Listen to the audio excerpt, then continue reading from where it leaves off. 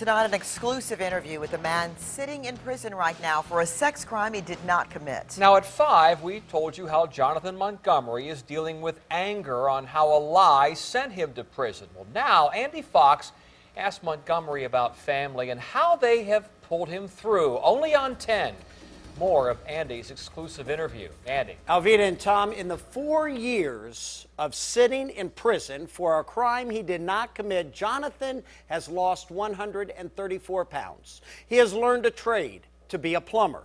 And during the trial that put him in prison, Montgomery says he tried to not look at his accuser because of the anger he had. He kept his composure, as tough as that was.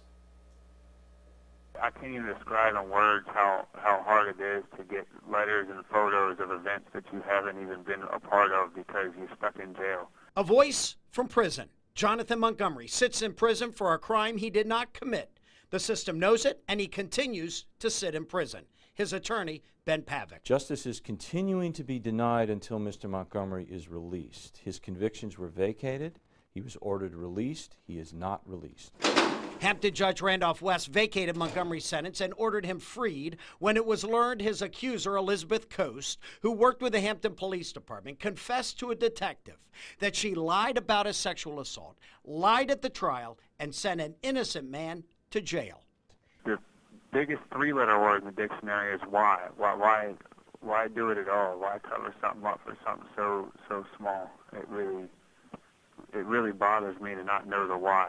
To make matters worse, State Attorney General Ken Cuccinelli blocked Montgomery's release because he said Judge West did not have the authority to enter the order. That falls with the Virginia Court of Appeals. I'm just kind of upset that they wanted to take this to the next level of wrongful imprisonment, and it's very disheartening that they would stoop to this level. We went looking for Elizabeth Coast, but no one answered the door. She was charged with a Class 5 felony for perjury. She's out of jail tonight, but Montgomery still sits in prison, thinking about all he's missed.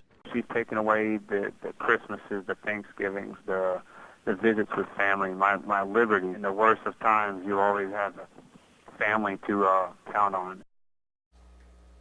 Jonathan lived across the street from his accuser, Elizabeth Coast. He was 14 at the time and she was 12. I am told the reason for her lie was that she was caught looking at pornography, and she blamed Jonathan for a fake sexual assault to explain why she was looking at the pornography. That lie, and a judge that believed the lie, sent Jonathan away for 4 years. I am assured in this email from the State Attorney General's office that Ken Cuccinelli is moving Jonathan's case along as fast as possible. 10 on Your Side is on this story, and we'll keep you updated every step of the way. I'm Andy Fox, 10 on Your Side.